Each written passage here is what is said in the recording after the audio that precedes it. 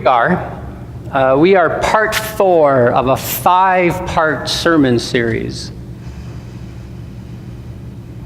It's all about salvation. So ever since Easter, we've been talking about salvation, what salvation is not, and how we get salvation. So that was part 1. Part 2 is how salvation is conferred to us. And the very first thing that we talked about, this is I think like 3 weeks ago, was Anselm's satisfaction theory, or the substitution theory of atonement. That was part 2. And just a quick review, what that basically came down to is that Jesus Christ satisfied your debt to God. Jesus Christ substituted himself on the cross that should have been yours. That was satisfaction theory. Part 3, that was last week, we looked at Abelard's theory, which was the moral example, the moral influence theory. This one basically comes down to a very tongue-in-cheek title. I think it was something like WWJD, what would Jesus do? Raise your hand if you remember those bracelets from the 1990s. It was so simple. You didn't have to worry about anything. You just had to ask yourself, what would Jesus do? Walking into the voting booth, I think I said last week, all you had to do is say, I wonder what Jesus would do. Vote Democrat or vote Republican.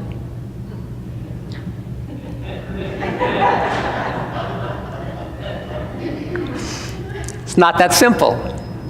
All right, so now we're into part 4. We're going to hit now the most exciting, the most imaginary, visually interesting of the 3 primary theories of how we get salvation. Now, for those of you who might know something about Christian doctrine, I know that there are some other theories, but these are the 3 primary. So, today, Christus Victor, Latin for victorious Christ. I've been waiting for this one because there's one slide in particular coming up, not yet, Eric, but coming up, but I've been waiting to show in church for a while. Okay, so I should also kind of nuance a little bit about what we're going to be talking about right now before I go further. I want to emphasize that what we have been doing and what we're concluding today, or part 4, the how you get salvation, these are theories. What humans have been trying to do, even before Jesus Christ, was to understand in words how we can possibly have a close relationship with a God who is holy. Because none of us are holy. And so, with Jesus Christ, theologians, the patristic fathers, tried to make a map about how atonement, at one-ment, to be close to God, occurs. So bear that in mind as we go through today's study. We are trying to make simple what is too complicated to put into words. And also, there's going to be a lot of tongue-in-cheek in my description of Christus Victor.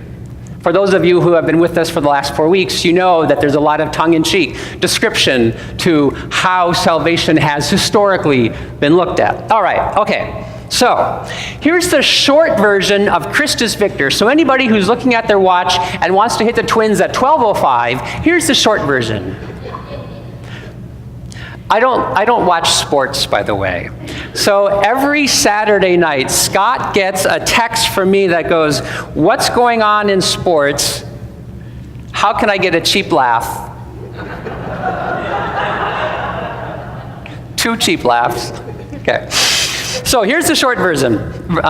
Jesus Christ dies on the cross, goes down to hell, fights the devil physically, wins, of course, because he's God and that's the devil, and God always wins, rises back up and sits at the right hand of God, and that's how you get saved. Did someone say amen? Oh my God. Oh my God. Not yet. That's later. Okay, thank you. Oh, correct. Okay, yes, that is the short version. So really, in a nutshell, that's Christus Victor. So it could be amen. No takers on leaving yet. Okay, because you could leave right now. Okay. Now, if that doesn't suffice for you, here's a visual imagery of what that would look like.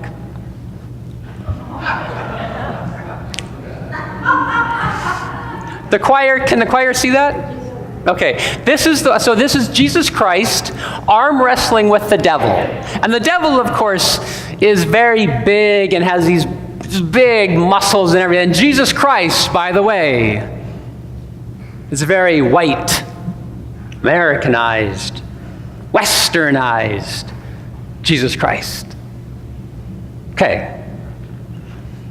But that's Christus Victor. The oldest, by the way, the oldest version of how atonement gets to us, like the 3rd and 4th century. Very, very old way of thinking about it. In fact, if you think that was funny, Jesus Christ, arm wrestling the devil, our patristic fathers had an even goofier way to think about it. Goofy to us, serious for them. Augustine, Gregory of Nyssa, and to a smaller degree Origen, said something along these lines. Jesus Christ going down into hell was like, I think this one's Gregory of Nyssa, who stole it from somebody else, but his name's not very well known, so we're going to skip his name. Gregory of Nyssa says, Jesus Christ going down there was like God fishing for the devil. I kid you not.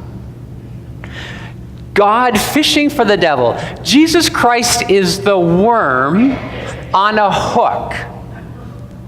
Absolutely. Because we have to be saved. Our soul, this is early Christian doctrine, so I'm not advocating any of this, but this is how we think. And today, even today, much of our Christian doctrine builds from here. Now, there's strengths in this.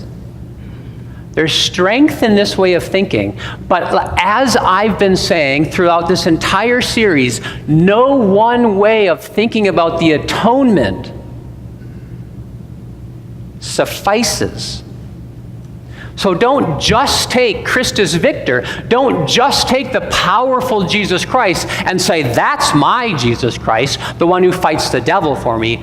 Don't do that. It's too reductionistic. It's too simplistic. Okay, back to the fish hook. This is actually what they thought, or tried to put into words, tried to explain. Jesus Christ's human nature body was the worm. The hook was the divine part. Jesus Christ is God. And it dips down into hell, and the devil, of course, wants your soul. And the devil sees this new soul coming down, and he thinks it's just a regular human being, the human Jesus Christ. And the devil latches onto this. And then at that very moment, the divine part of Jesus Christ comes out, and the devil is vanquished. And we are saved. Gregory of Nyssa. Does that work for you today? It might. It probably doesn't. It's very militarized version of the atonement.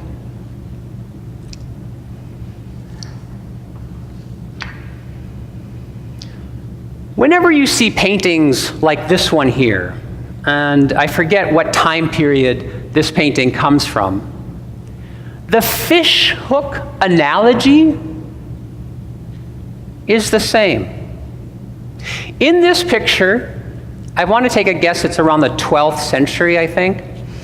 Jesus Christ is standing on top of the devil, and he is lifting up human beings who were trapped in hell. It's a visual representation of Jesus Christ physically fighting the devil, physically standing on top of Satan and lifting us up.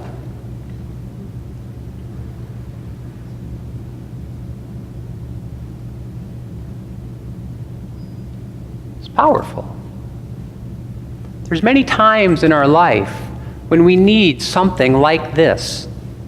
In fact, the Sea of Galilee story with Jesus calming the storm fits that bill. The disciples were scared, and Jesus calmed them down. Jesus physically calmed the storm, just like Jesus in this theory physically battles Satan for us. That's comforting.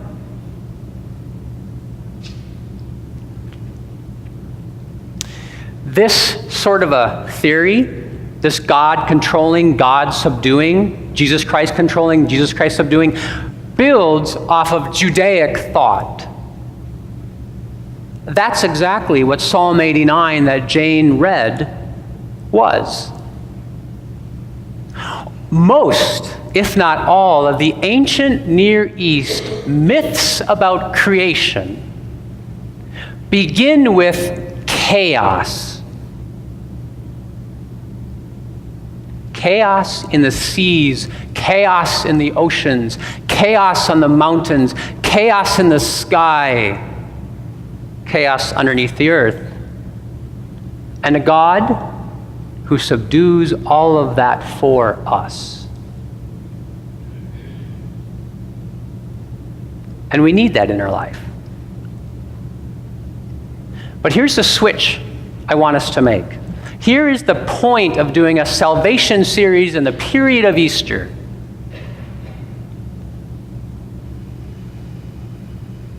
What is chaotic in your life? It could be a death in the family. Brings an element of chaos.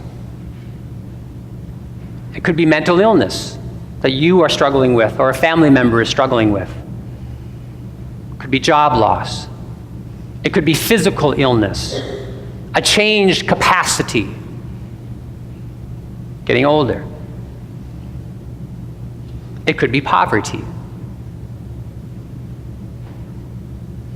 Something confines us in life. In fact, the Jewish word, the word salvation, comes to us through the Greek and from the Hebrew. The Hebrew word is Yeshua,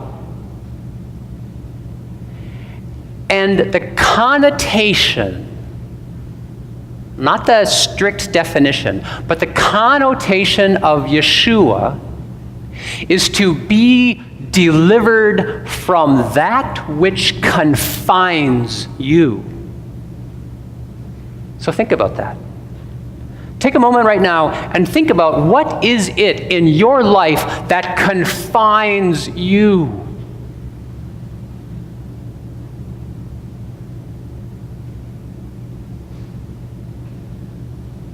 And be released from that.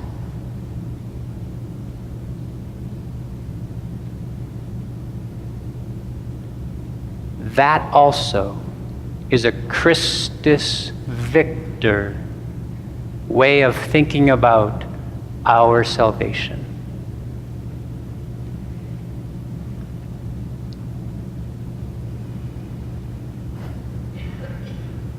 We have one more sermon in the series next Sunday. we will wrap all of this up.